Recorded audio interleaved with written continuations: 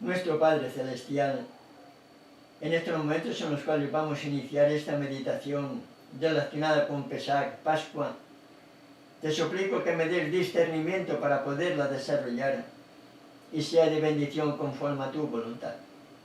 En el nombre de tu Hijo amado, te lo pido y te doy las gracias. Amén. Amén.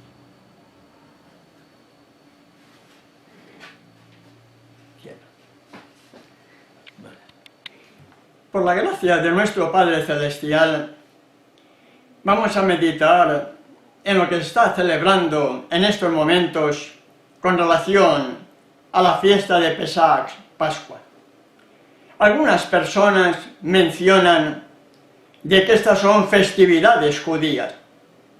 Lamentablemente es un error, porque el pueblo judío no tiene fiestas concretamente, sino que fueron dadas precisamente por el mismo Creador y Redentor, y se conoce como las fiestas solemnes de Yahweh. No hay fiesta judía como tal, sino fiestas solemnes de Yahweh. Y en estos días estamos precisamente conmemorando el gran rito de nuestra liberación de la sentencia de muerte que caía sobre cada uno de nosotros desde la entrada del pecado en el Edén. Debiéramos entender, hermano y hermana, sin prejuicio, la profecía que hallamos en Daniel capítulo 7, verso 25, pero comparando pasaje con pasaje, para que podamos entender realmente lo que en esta profecía hallamos directamente relacionada precisamente con las fiestas solemnes. Daniel 7:25 es un pasaje que muchos de nosotros conocemos de memoria, ¿verdad? Y hablará palabras contra el Altísimo, y a los santos del Altísimo quebrantará, y pensará en cambiar los tiempos y la ley. Ahora, la pregunta que debiéramos formularnos: ¿pensará en cambiar los tiempos y la ley? La ley sabemos que fue cambiada. Quitó el segundo mandamiento, donde habla acerca de no tendrás dioses ajenos delante de mí, no te harás imagen, no te inclinarás ante ella, no las honrarás. Quitó ese segundo mandamiento y el mundo se convirtió en idólatra al estar siguiendo esta falsa enseñanza católica al quitar el segundo mandamiento. Sabemos que el cuarto también lo quitó. Acuérdate del día de sábado para santificarlo. Lo quitó y en su lugar puso el domingo. Pero vemos que dice la Escritura: pensará en cambiar los tiempos y la ley. Pregunto, ¿qué significa la palabra tiempos? La palabra tiempos está directamente relacionada con las fiestas solemnes, hermano y hermana. En el libro de Levítico, donde Moisés, bajo inspiración divina, enseña al pueblo de Israel estas solemnidades, repito, en el capítulo 23 de Levítico, versos 4, nos dice lo siguiente: estas son las fiestas solemnes de Yahweh, las convocaciones santas a las cuales convocaréis en sus tiempos. Pensaría en cambiar los tiempos. En esos tiempos entran las fiestas solemnes de Yahweh, que deben ser convocadas, deben ser celebradas de acuerdo a sus tiempos. Y en el verso 37 del mismo capítulo 23 de Levítico, en su parte final de este versículo, nos dice: cada cosa en su tiempo. Y es ahí, hermanos y hermanas, donde debiéramos de meditar. Estoy leyendo Reina Valera 1960, pero hay otras versiones bíblicas donde indica: pensaría en cambiar las fiestas solemnes, los tiempos de las solemnidades, porque porque está directamente relacionada con la palabra tiempos que el cuerno pequeño, la Iglesia Católica Apostólica Romana, pensaría en cambiar. Sin embargo, mientras algunos desprecian las fiestas solemnes y dicen que son fiestas judías, no dicen que el Año Nuevo, que se celebra el día 1 de enero, es una festividad pagana impuesta por la Iglesia Católica. Así como otras festividades que el mundo celebra, debiéramos analizar profundamente Daniel 7:25, la palabra pensará en cambiar los tiempos y la ley. Y no tan solamente pensó en cambiar las fiestas solemnes, las quitó y en su lugar puso las fiestas paganas, sino que también cambió todos los tiempos que el Creador había asignado. El inicio del día, el inicio del mes, el inicio del año, entre otras cosas directamente relacionadas con la palabra tiempos que el cuerno pequeño pensaría en cambiar. Aclarando este pasaje un poco, en el libro de Malaquías, el último libro del Viejo Testamento, en el capítulo 4, lleva como título el advenimiento del día de Yahweh. Malaquías capítulo 4 nos dice que es para el tiempo del fin, el advenimiento del día de Yahweh. Y eso es un tiempo futuro, cercano ya, pero futuro. Y por lo tanto, siendo una profecía futura, debiéramos de estudiar este capítulo 4 de Malaquías para poder entender lo que estamos queriendo comentar, hermano y hermana. En el verso 4 de Malaquías capítulo 4 nos dice: acordaos de la ley de Moisés mi siervo, al cual encargué en Horeb ordenanzas y estatutos para todo Israel. Ordenanzas y leyes para todo Israel.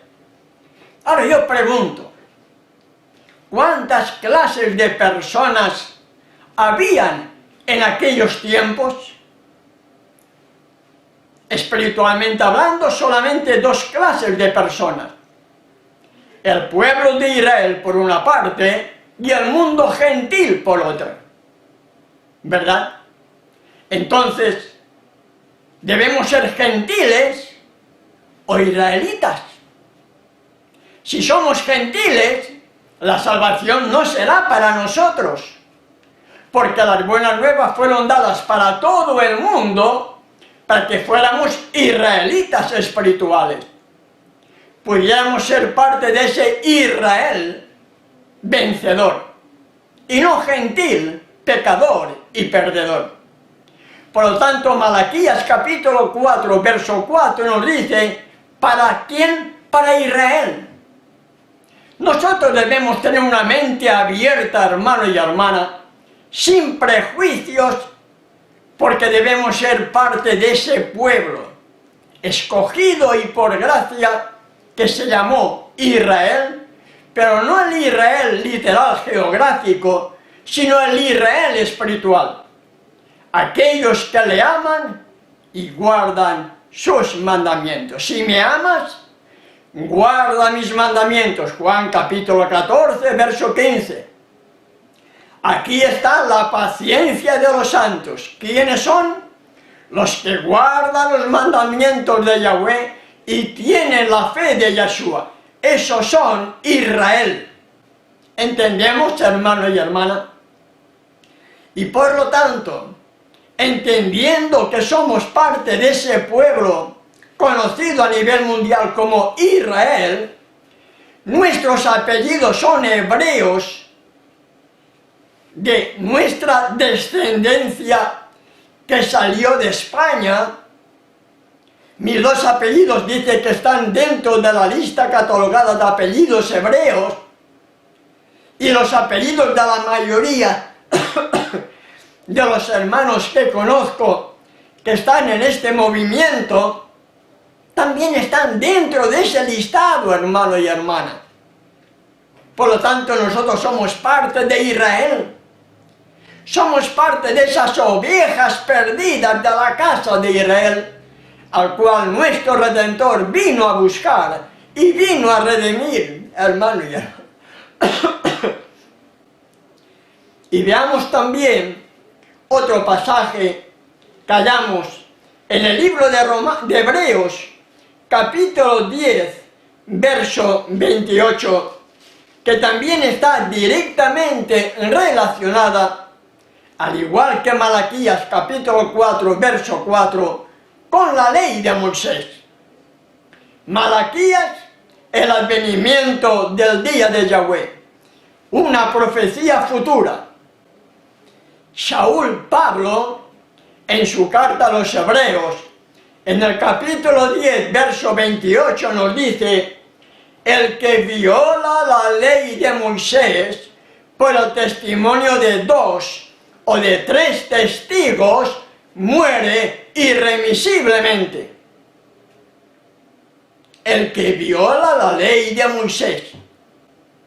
¿Cuál era esa ley de Moisés?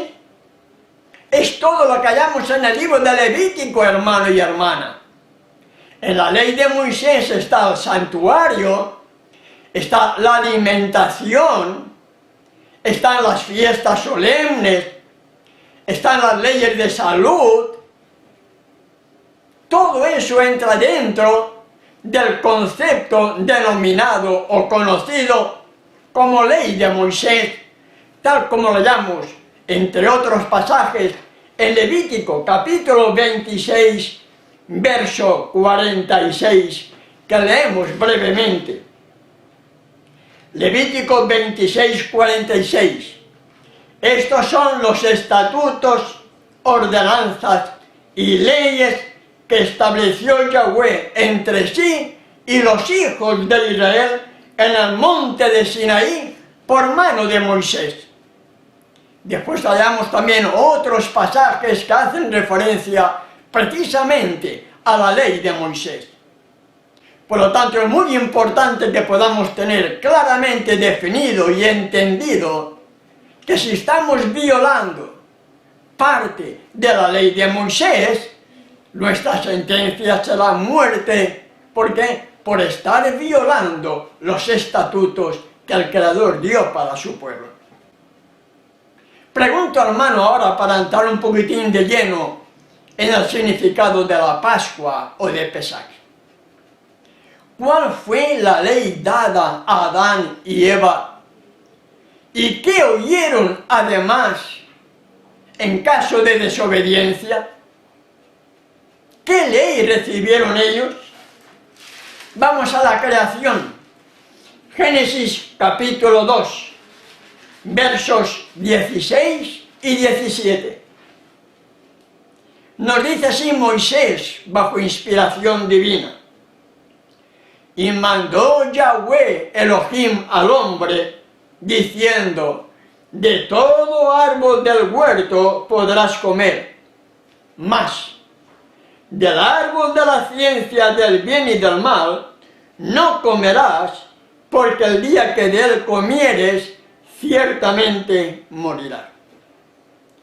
Tenían una ley, recibieron una ley, y recibieron juntamente con esa ley una advertencia: si comes de la fruta de ese árbol, de la ciencia del bien y del mal, ciertamente morirás. La desobediencia del ser humano, la desobediencia de nuestros primeros padres, la hallamos en el capítulo 3 del mismo libro de Génesis. Ahora, una vez conocida la desobediencia, tan pronto como Adán y Eva reconocieron su pecado, reconocieron que habían desobedecido a la voz del Creador y habían hecho caso a la insinuación de la serpiente que era un animal usado por Satanás para entablar conversación con Eva, ¿qué tuvieron que hacer Adán y Eva cuando se dieron cuenta de que habían transgredido la ley dada a ellos de no comer del fruto del árbol de la ciencia del bien y del mal, porque si comes de él ciertamente morirás? ¿Qué tuvieron que hacer? ¿Dónde tuvo lugar el primer sacrificio de un animal totalmente inocente, hermano y hermana? ¿Dónde tuvo lugar la primera Pascua, por decirlo así de alguna manera? ¿Dónde? En el mismo Edén. Veamos Génesis capítulo 3, verso 21. Y Yahweh Elohim hizo al hombre y a su mujer túnicas de pieles y los vistió. Yo debo de entender correctamente este pasaje, hermano y hermana. ¿Quién pecó? ¿Pecó Yahweh Elohim? ¿O pecaron Adán y Eva? Si pecaron Adán y Eva, eran los transgresores de la ley, quienes tenían que dar muerte al cordero, para que de esa piel del cordero sacrificado pudieran hacerse túnicas de pieles para vestirse, en lugar de las hojas de higuera que ellos se habían preparado para cubrir la desnudez del pecado. ¿Entendemos? La primera Pascua, la primera muerte de un animal totalmente inocente, tuvo lugar en el mismo Edén, tan pronto como Adán y Eva reconocieron su pecado.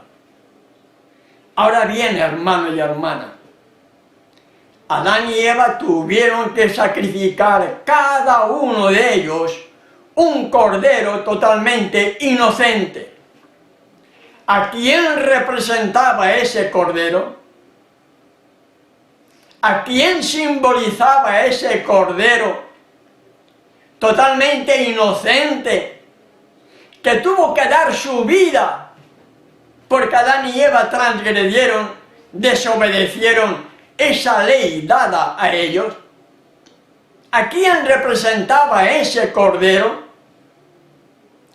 Juan el Bautista, cuando lo vio, dijo: he aquí el cordero de Elohim que quita el pecado del mundo.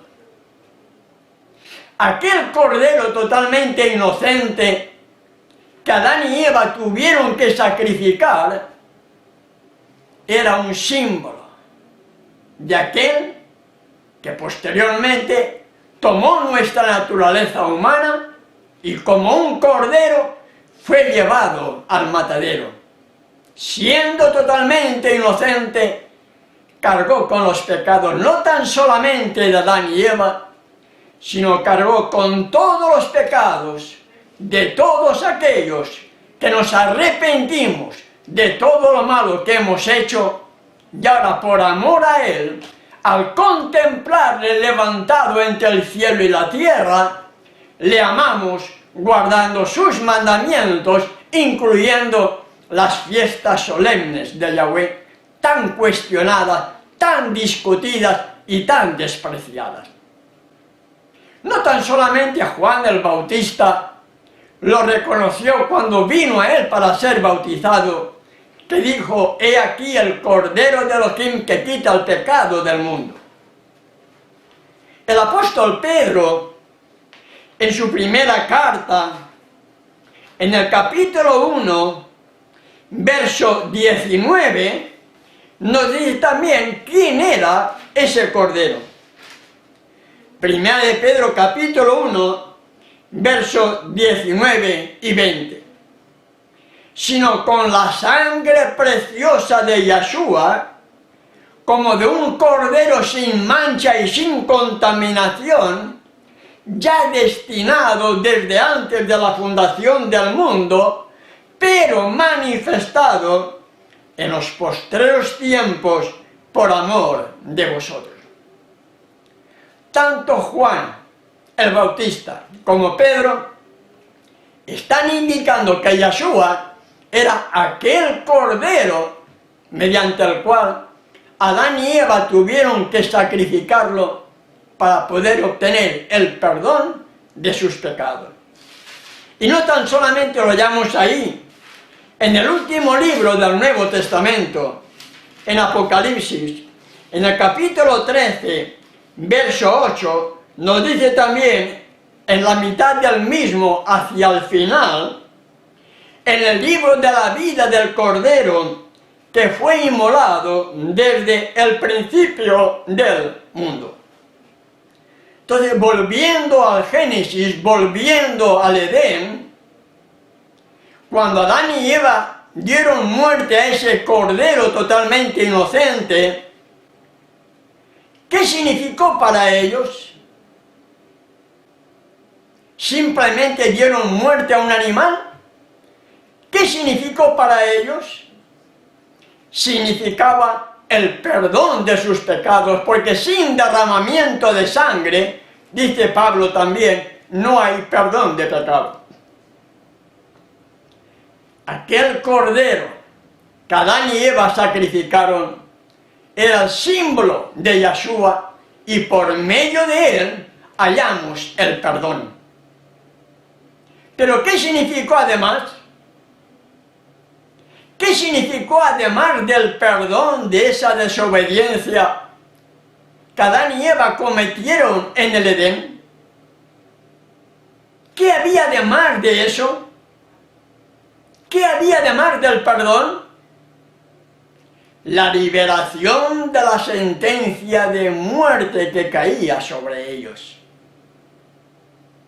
Y esto es lo que debiéramos de meditar, hermano y hermana. Esto es lo que debiéramos de meditar.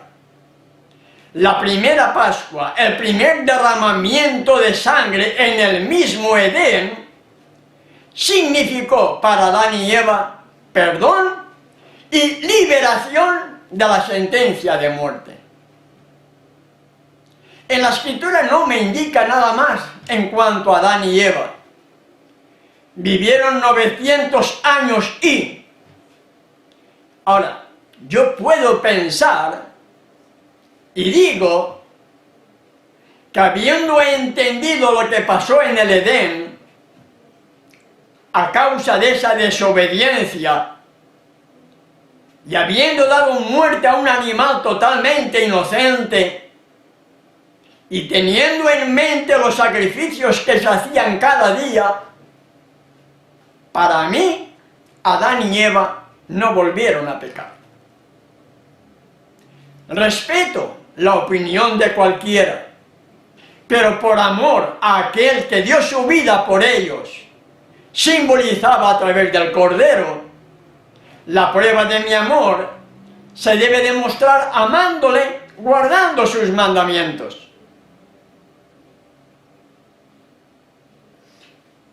En el transcurrir de los años, a Abraham se le hizo una promesa. A Abraham se le hizo una promesa de que su descendencia ocuparía la tierra de Israel. Veamos el libro de Génesis. Génesis capítulo 15, versos 13 al 16. Leemos así. Entonces Yahweh dijo a Abraham: ten por cierto que tu descendencia morará en tierra ajena y será esclava allí y será oprimida 400 años. Nos sigue diciendo en el verso 16: y en la cuarta generación volverán acá, porque aún no ha llegado a su colmo la maldad del amorreo hasta aquí.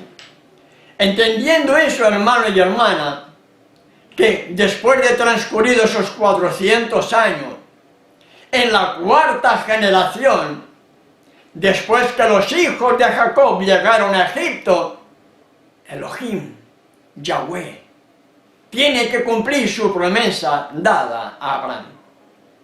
Y en el cumplimiento de ese tiempo, para sacarlos de Egipto, hallamos en el libro de Éxodo, capítulo 12, verso 2, el significado o los preparativos que el pueblo de Israel, esclavo en Egipto, tenían que hacer porque llegaba ya el momento de su liberación.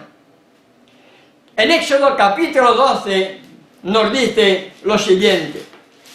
Éxodo capítulo 12, verso 2. Este mes os será principio de los meses.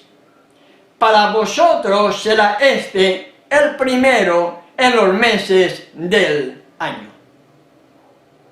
Cuando Israel sale de Egipto, era el primer mes del año. Y en el capítulo 13 de Éxodo, verso 4, nos dice, vosotros salís hoy en el mes de Abib. Y la pregunta es, ¿qué significa Abib? ¿Qué significa Abib para poder entender correctamente cuándo comienza el año? Abib significa primavera y grano maduro, porque el grano maduro comienza a madurar en la primavera. No puede madurar en invierno. Necesita el sol que caliente para que pueda madurar el primer grano de la cosecha. Abib significa primavera y grano maduro. ¿Entendemos? El año nuevo no puede ser nunca el 1 de enero, que en el hemisferio norte es en pleno invierno, hermano y hermana. Israel no salió en invierno. Israel salió en el mes de Abib, en primavera. ¿Y cuándo comienza la primavera? ¿Cuándo debe comenzar el primer mes del año? La primavera viene tras el equinoccio vernal del 20-21 de marzo, siempre en el hemisferio norte. Ahí comienza la primavera. Equinoccio significa que el día y la noche tienen la misma duración. Las mismas horas son de día que las mismas horas que son de noche. Y hay dos equinoccios, en marzo y en septiembre. El año nuevo tiene que ver con el equinoccio vernal del 20 al 21 de marzo, siempre dentro del hemisferio norte. ¿Cuándo comienza el año? La primavera comienza ahí, a partir del equinoccio vernal del 20 o 21 de marzo. La pregunta es, ¿cuándo comienza el año? Vamos a Génesis. Génesis capítulo 1, verso 14. Dijo luego Elohim, haya lumbreras en la expansión de los cielos para separar el día de la noche y sirvan de señales para las estaciones, para días y para años. ¿Entendemos, hermano y hermana? Las lumbreras, el sol y la luna, fueron creadas para indicar las estaciones para días, meses y años. Teniendo en cuenta de que el sol y la luna fueron puestas, entre otras cosas, para indicarnos las estaciones correspondientes, Si la primavera comienza a partir del 20-21 de marzo, en el Salmo 104, verso 19, nos dice: hizo la luna para los tiempos. Por lo tanto, es la luna la que tiene que marcar los tiempos asignados por el Rey del Universo para poder conocer los inicios de los meses y de los años, en este caso concreto, para poder entender correctamente cuándo comienza el año y cuándo tenemos que celebrar Pesach, Pascua. En los tiempos antiguos, lo leí en un libro de la historia de Josefo, donde él decía que en la antigüedad no había la tecnología moderna que hay ahora, no había un almanaque astronómico, no había nada de eso. En la antigüedad, el Sanedrín enviaba a unas cuantas personas de confianza para que se ubicaran en lugares estratégicos de Jerusalén con la finalidad de poder ver el pequeño perfil lunar después de la puesta de sol. Cuando alguno de ellos veía ese pequeño perfil lunar, tocaban el shofar indicando: hemos visto la luna, inicio de año, primer día del mes, primer día del año. Hoy, lamentablemente, con tanta tecnología moderna, la gente usa el calendario astronómico, y en el calendario astronómico la luna no se ve. Hay 3 días en que la luna no se ve, hermano y hermana. No se ve. Por lo tanto, como no se ve, no se puede saber cuándo es la luna nueva. Luna nueva es cuando vemos el pequeño perfil lunar después de una puesta de sol. Usted, cuando está esperando un colectivo para tomarlo para ir a cierto lugar, cuando dice: ahí viene, ya viene, cuando lo dice, cuando lo ve. Por lo tanto, cuando nosotros vemos el pequeño perfil lunar, podemos decir que es luna nueva. Así hacían los antiguos, hermanos y hermanas.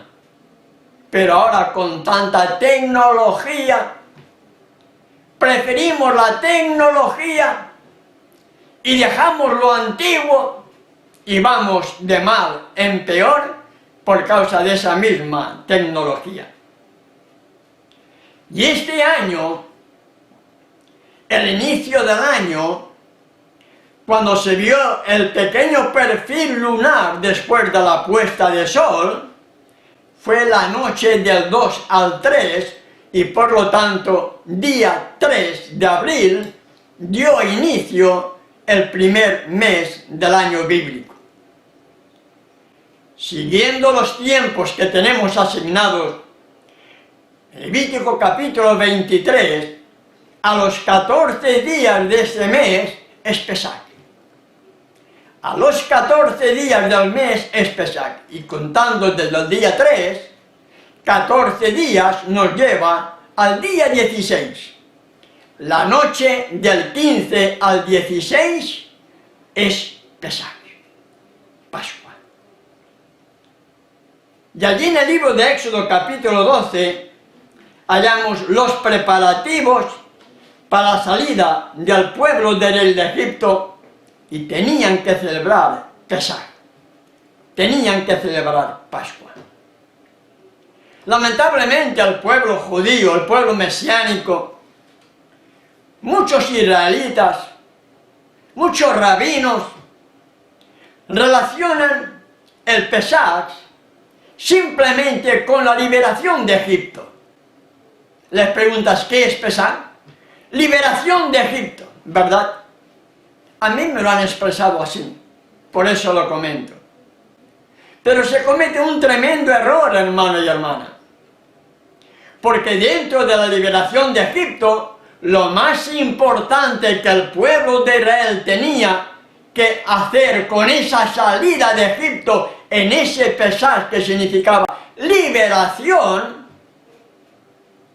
era salir de las costumbres egipcias, salir de las tradiciones egipcias, salir de la idolatría egipcia, salir de las comidas egipcias que tanto les gustaba y tanto criticaban durante los 40 años de peregrinaje por el desierto. Y también significó, o tenía que significar para ellos, liberación del mundo. Y esto es lo que debemos tener claro, hermano y hermana.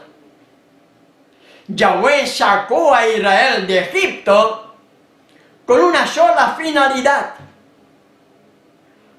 para que, habiendo sido antes tremendos pecadores, al haber estado por tantos años conviviendo entre gente idólatra y pecadora, ese pueblo, descendientes de Abraham y posteriormente descendientes de Jacob, a quien se le cambió el nombre de Jacob, que significa usurpador, engañador por Israel, has peleado con Yahweh y con los hombres y has vencido.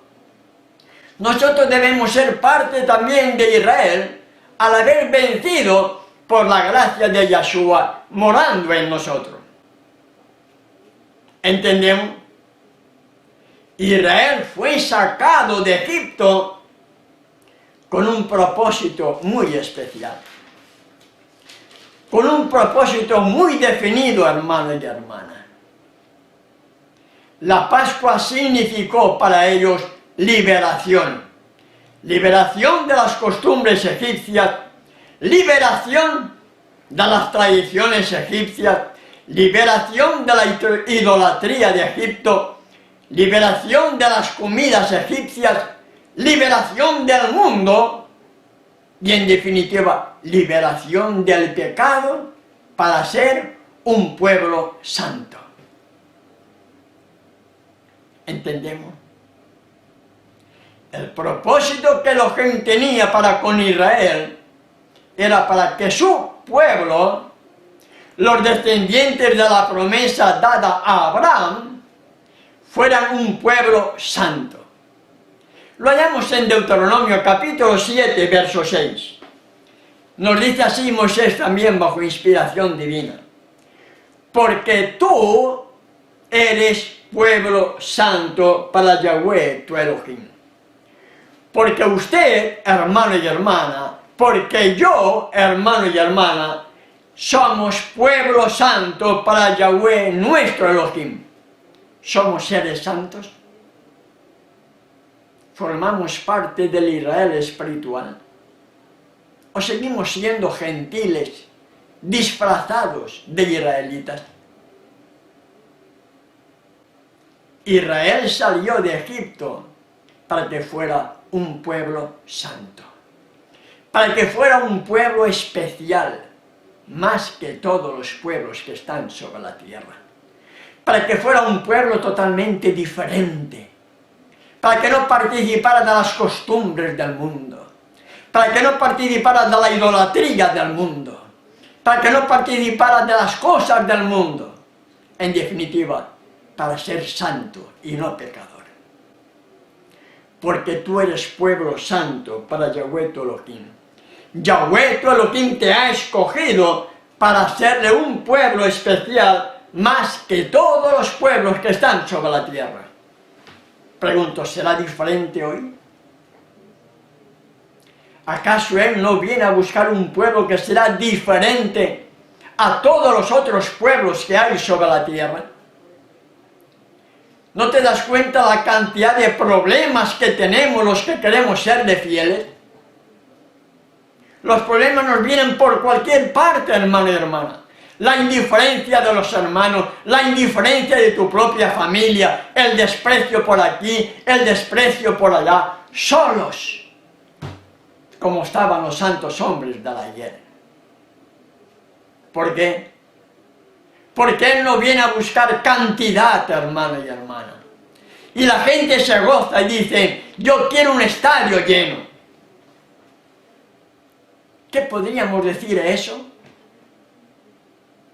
Si predicara la verdad, no se llenaría. Ya ve usted de las iglesias evangélicas que aparecen. De la noche a la mañana aparecen iglesias evangélicas y se llenan. ¿Tienen la verdad? No tienen la verdad. Usted predica la verdad y la gente huye. Huye, no quiere saber nada de la verdad. ¿Por qué? Porque la verdad significa renunciar a muchas cosas que al ser humano nos gustan. ¿Entendemos, hermano y hermana? Nosotros debemos entender correctamente el significado de Pesach. Pesach significa liberación, para que podamos ser un pueblo santo, para que no participemos de las cosas del mundo. ¿Entendemos? Y cuando entendemos correctamente el significado de Pesach, podemos llegar a entender cuáles eran los sacrificios que se llevaban al santuario terrenal. Y cuando humildemente entendemos que no todos los pecados eran llevados al santuario terrenal, puedo comenzar a entender el plan de la salvación. El pecador voluntario era sacado del pueblo. Era muerto. Literalmente era muerto. El pecador voluntario no tenía acceso a ser parte del pueblo de Israel, porque el pueblo de Israel tenía que ser santo. Hasta el momento de ir a evacuar, el pueblo de Israel tenía que salir fuera del campamento, llevar tu estaca y después cubrir las heces fuera del campamento para no contaminar el campamento. La santidad es tan importante que muchos no hemos parado a meditar en lo que significa ello, hermano y hermana. Y en el libro de Levítico capítulo 4, la Reina Valera 1960 dice ofrendas por el pecado. Y en el verso 2, en el verso 13, en el verso 22 y en el verso 27 nos habla solamente de ofrendas por causa del pecado involuntario. Pecados cometidos por hierro, pecados cometidos por ignorancia, pecados cometidos sin querer. Y esos eran los únicos pecados que se llevaban al santuario terrenal, y es lo que hallamos también en Hebreos capítulo 9, verso 7, donde nos dice, en esa carta a Saúl Pablo, que en la segunda parte, solo el sumo sacerdote, el sumo Cohen, una vez al año, no sin sangre, la cual ofrece por sí mismo y por los pecados de ignorancia del pueblo. El sumo Cohen, el sumo sacerdote, el día del Yom Kippur, el día del perdón, el día de expiación, solo presentaba su sacrificio por los pecados cometidos por hierro. Si alguien cometía un pecado expresamente y ese pecado no había sido manifestado o descubierto, nadie lo podía juzgar. Pero ese pecado no era perdonado porque en el santuario solamente se llevaban los pecados cometidos por error, los pecados cometidos por hierro. ¿Entendemos, hermano y hermana? Y en un día de Pascua, en un día de Pesach, el Rey del Universo, entregó su vida por culpa de nuestros pecados.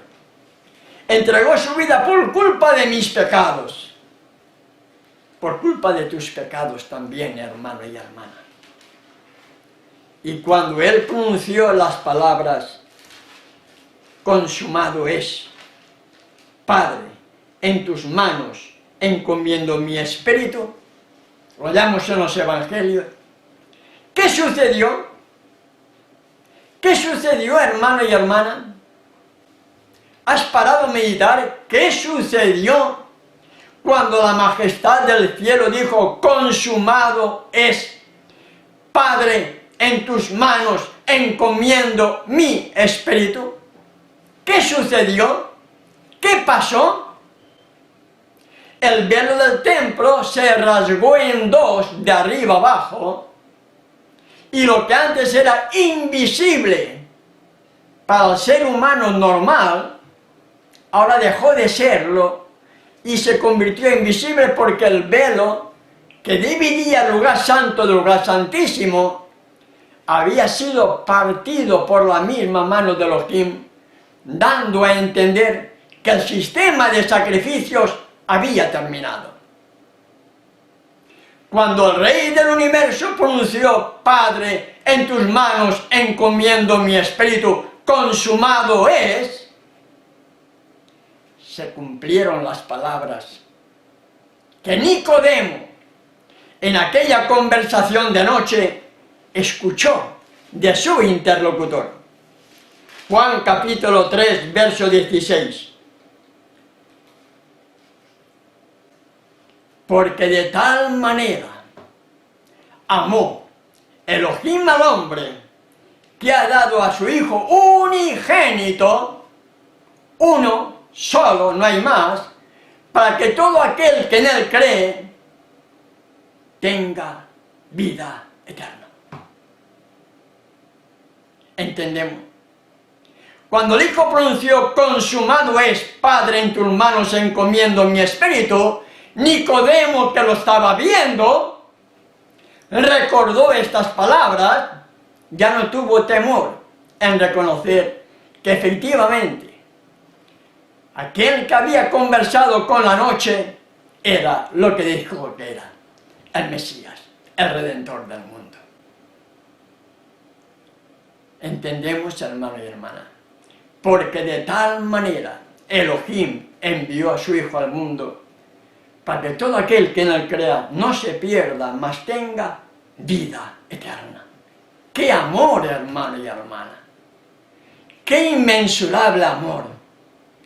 ¡Qué amor tan incomprendido que un padre dio todo lo que tenía, dio a su propio Hijo, nacido de Él, uno igual a Él, Hijo único, a riesgo de perderlo, por eso fue tentado en todo, a riesgo de perderlo, lo entregó por amor a mí, por amor a ti.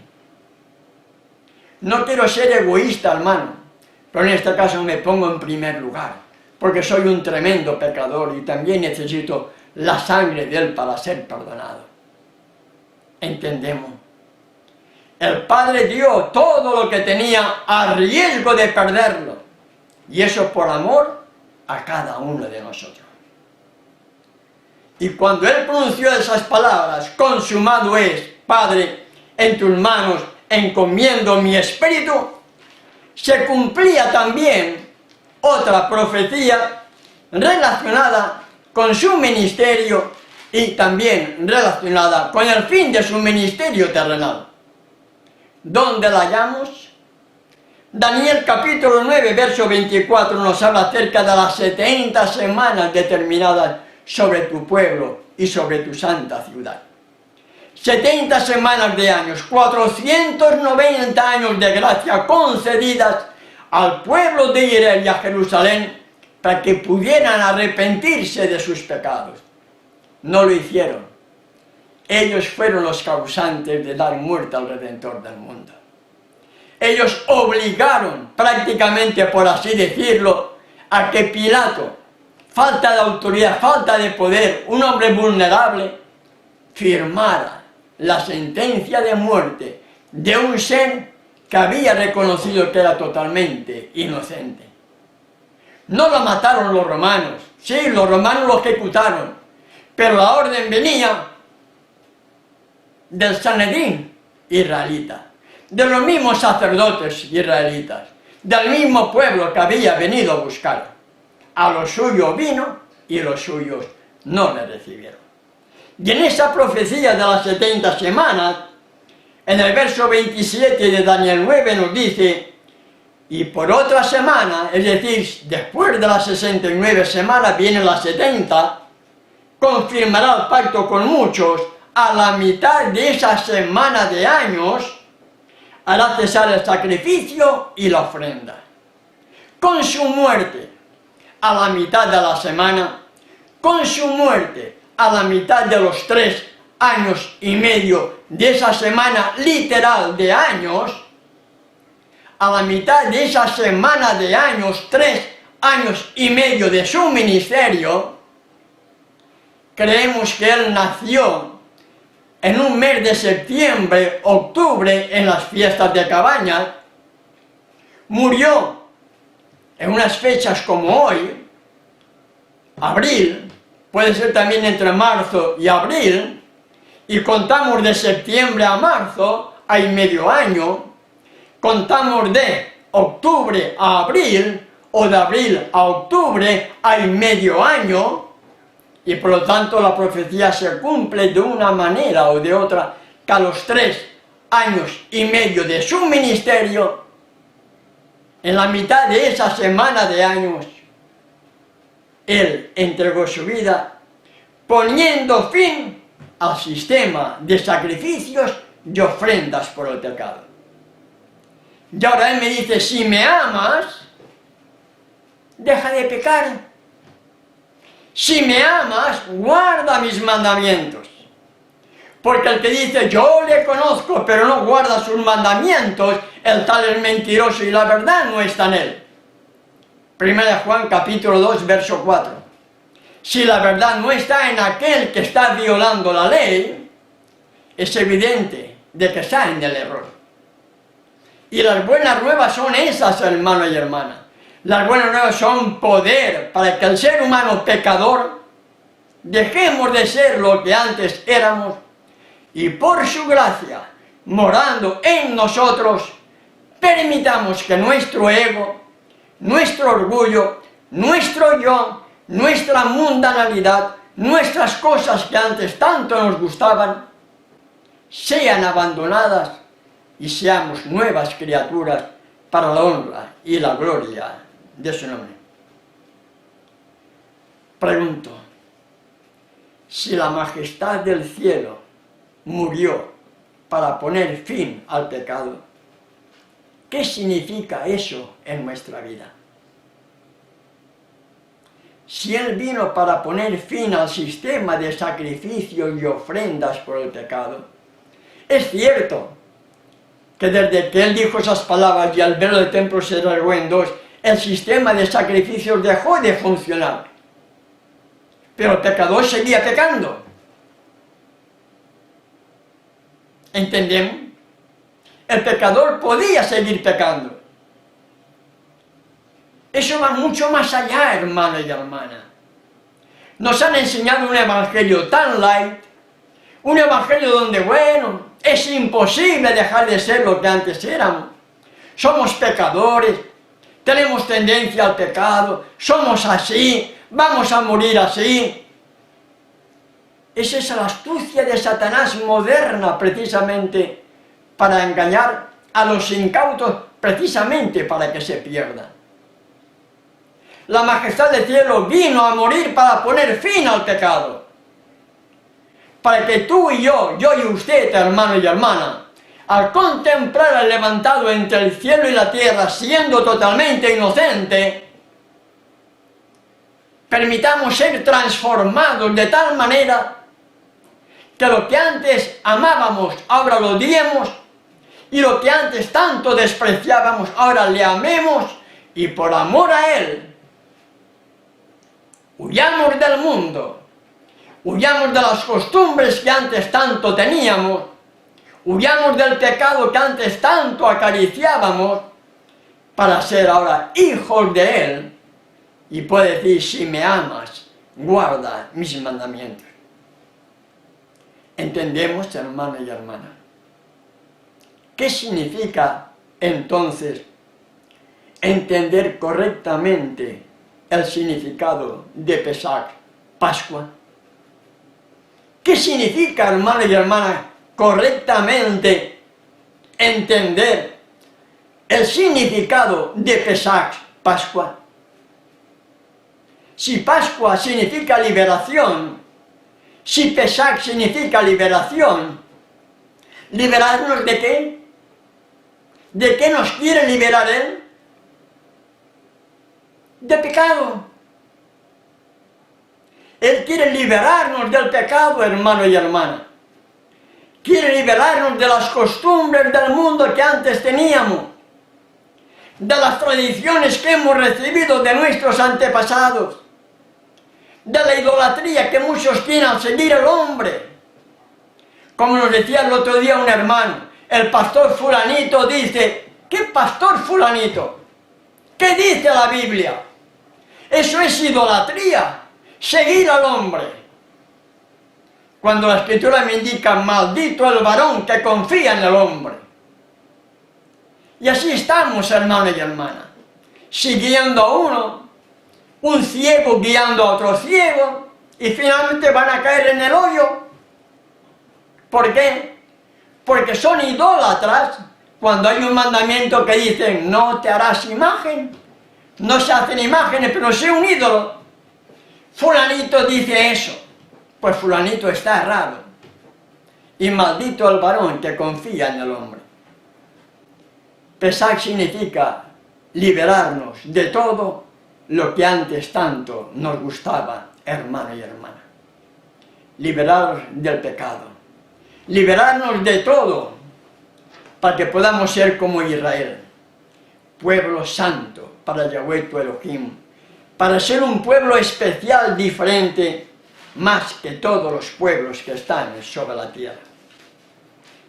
El mismo Pedro, en su primera carta, un poco antes del pasaje que hemos leído anteriormente con relación a ese cordero sin mancha y sin contaminación, ya destinado desde antes de la fundación del mundo, unos versos antes lleva como título Llamamiento a una vida santa.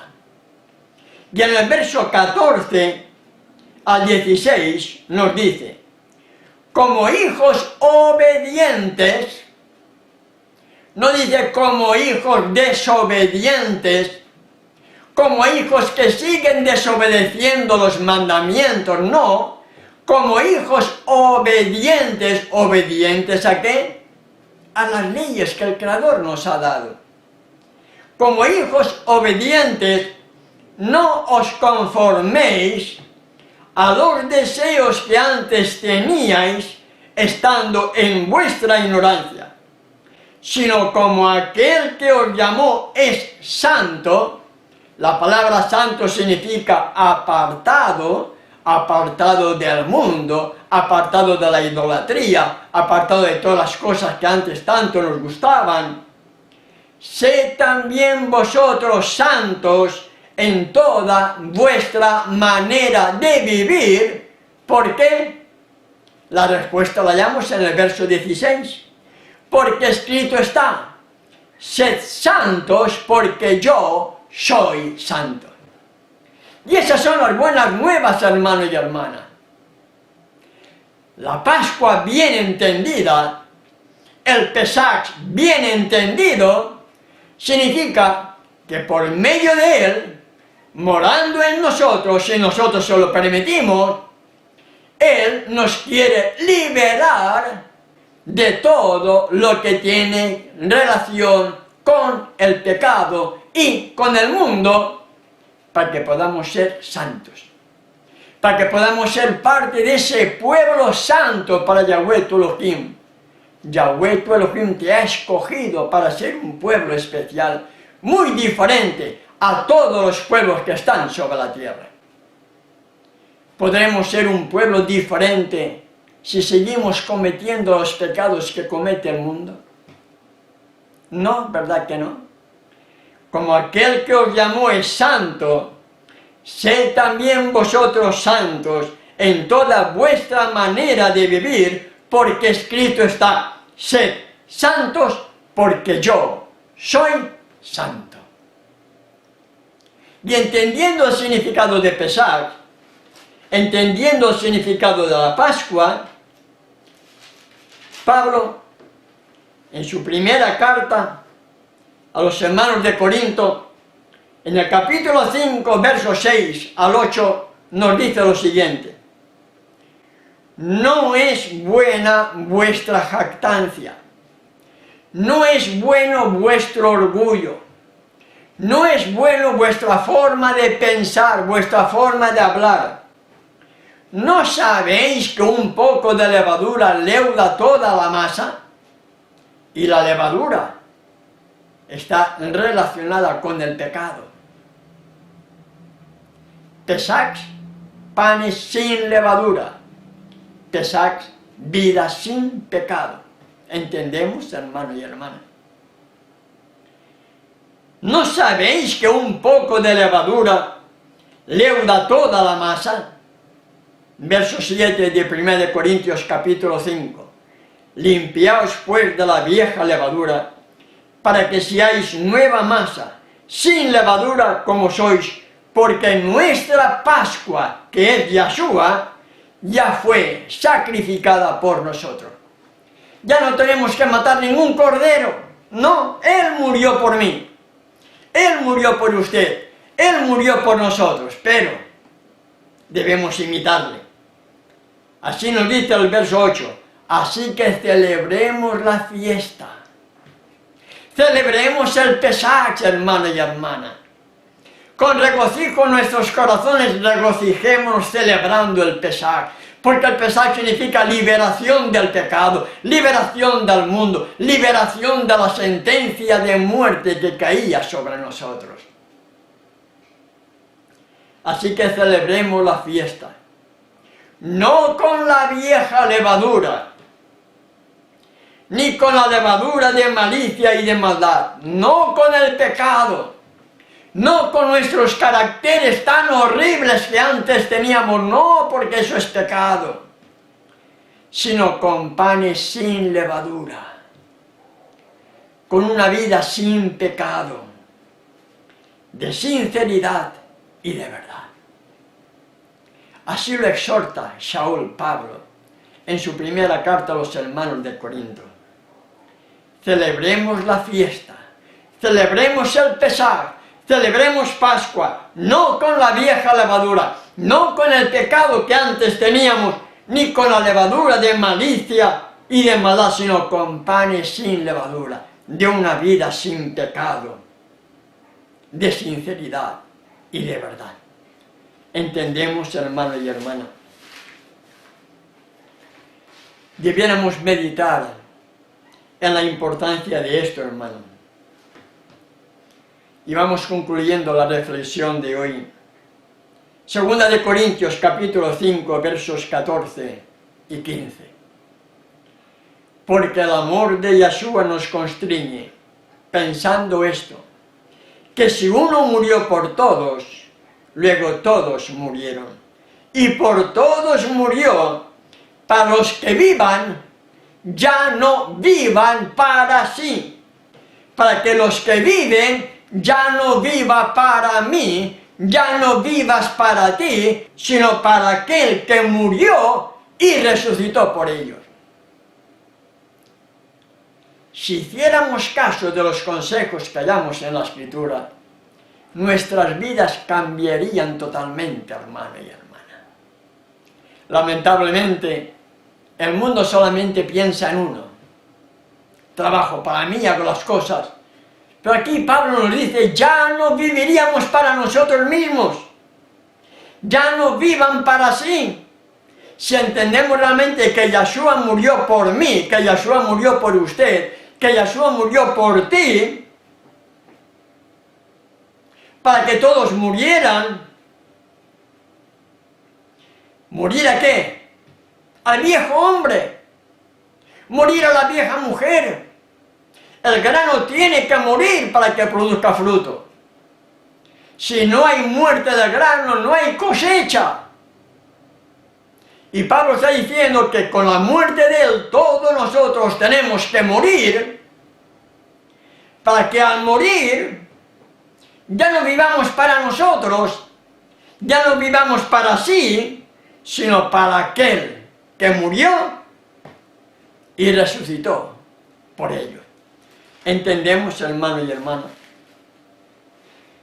Y al mismo Saúl, Pablo, en Efesios capítulo 4, versos 22 y 24 nos dice: en cuanto a la pasada manera de vivir, despojaos del viejo hombre, que está viciado conforme a los deseos engañosos, y renovaos en el espíritu de vuestra mente, y vestíos del nuevo hombre, creado según Elohim, en la justicia y santidad de la verdad.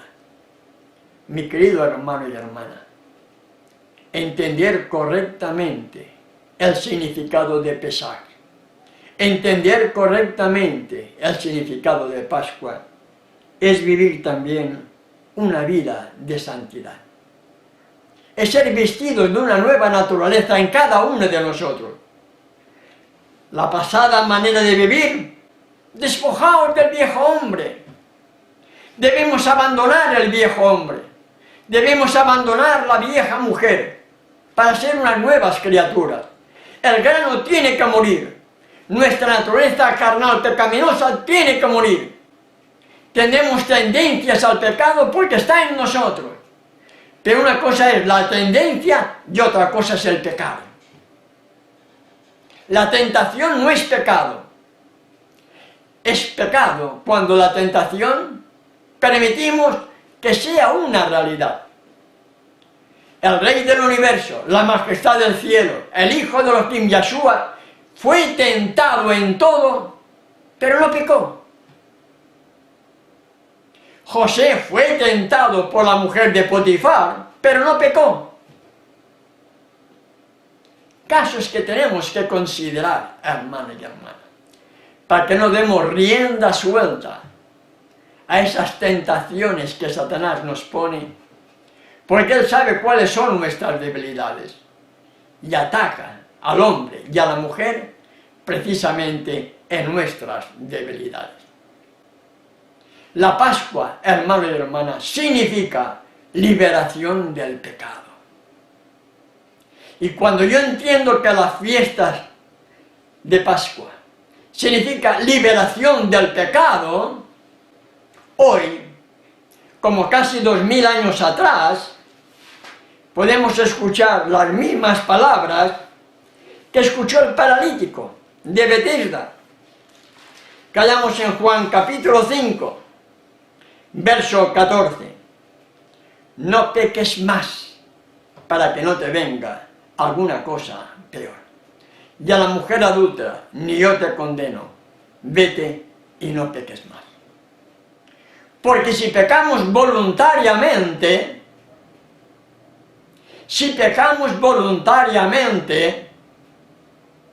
si seguimos cayendo en nuestras debilidades, justificando precisamente nuestras debilidades carnales recibidas como hombre o como mujer, si seguimos justificándonos y seguimos cayendo, y vuelvo a pedir perdón, vuelvo a caer, vuelvo a pedir perdón, vuelvo a caer, vuelvo a pedir perdón, ese pecado o esos pecados no han sido perdonados, porque Salomón dice: el que encubre sus pecados no prosperará, pero el que los confiesa y se aparta, alcanzará el perdón, alcanzará misericordia. Proverbios 28, verso 13. Hermano y hermana, si Pesach significa liberación del pecado, y todavía seguimos cometiendo pecados abiertos de una forma voluntaria, Saúl, Pablo, en su carta a los Hebreos, capítulo 6, versos 4 y 6, nos dice lo siguiente: porque es imposible que los que una vez fueron iluminados y gustaron del don celestial y fueron hechos partícipes del Espíritu Santo, del Espíritu del Hijo, y asimismo gustaron de la buena palabra de Elohim y los poderes del siglo venidero, verso 6 de Hebreos capítulo 6, y recayeron, cometieron pecados en forma voluntaria, sean otra vez renovados para arrepentimiento, crucificando de nuevo para sí mismos al Hijo de Elohim y exponiéndole a vituperio. Cuando uno, después de haber conocido la verdad, comete un pecado, estamos dando muerte otra vez al Redentor. Porque el perdón significa eso, hermano, recordar su muerte. Y debemos entender correctamente el significado de pesar: liberación del pecado, liberación de la muerte, que cae sobre el pecador, porque la paga del pecado es muerte. Si yo cometo un pecado y no lo he abandonado, estoy en pecado. Por mucho que lo haya confesado, estoy en pecado. Y al estar en pecado, la sentencia es muerte. Porque el perdón viene cuando he abandonado el pecado. De ahí la importancia en entender el plan de la salvación y sobre todo entender la fiesta que vamos a celebrar en estos días, hermano y hermana. Liberación del pecado y liberación de la sentencia de muerte que caía y cae sobre el pecador no arrepentido, que sigue todavía dando rienda suelta a su instinto carnal pecaminoso no convertido. Concluyo con Hebreos capítulo 10, versos 26 y 27. Y nos dice así también Pablo, Hebreos capítulo 10, versos 26 y 27. Porque si pecaremos voluntariamente, después de haber recibido el conocimiento de la verdad, ya no queda más sacrificio por los pecados, sino una horrenda expectación de juicio y de hervor de fuego que ha de devorar a los adversarios. ¿Qué sucederá conmigo si siguiera pecando en forma voluntaria? ¿Qué sucederá contigo, hermano y hermana, que estás ahora en directo, si todavía tienes debilidades y después de haber conocido la verdad, sigues pecando? Una cosa es el pecado involuntario, que tenemos un abogado. 1 Juan capítulo 2, verso 1. Hijitos míos, estas cosas os escribo para que no pequéis. Pero si en esa condición de no pecar cometes un pecado en forma involuntaria, abogado tenemos para con el Padre, a Yahshua el justo. Pero si conociendo la verdad, seguimos deslizándonos, seguimos jugando con el pecado, seguimos cayendo porque me gusta tanto esto. Y no estoy hablando de un pecado físico concreto. El sentir deseos de una alimentación, de comer algo indebido, algo que sabemos que no es bueno, es pecado también, porque está dañando nuestro cuerpo. Y hay tantas cosas que la sociedad ofrece aparentemente como buenas, que cuando lees el contenido te das cuenta que de bueno no tiene nada. Pero como la publicidad es tan atrayente, tan sugestiva, te llaman, te invitan, caes, pecado. ¿Entendemos? Porque si pecaremos voluntariamente, después de haber conocido la verdad, ya no queda más sacrificio por los pecados, sino una horrenda expectación de juicio y de hervor de fuego que ha de devorar a los adversarios.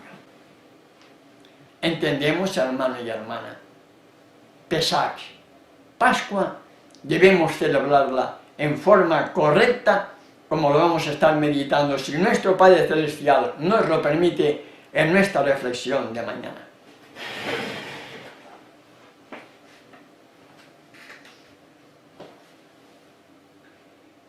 Gracias, Padre Celestial, porque en tu infinita misericordia me has permitido poder desarrollar esta meditación relacionada con la introducción al Pesach, la introducción a Pascua, deseando, Padre, que sea de bendición conforme a tu voluntad. En el nombre de tu Hijo amado, te lo pido y te doy las gracias. Amén. Amén.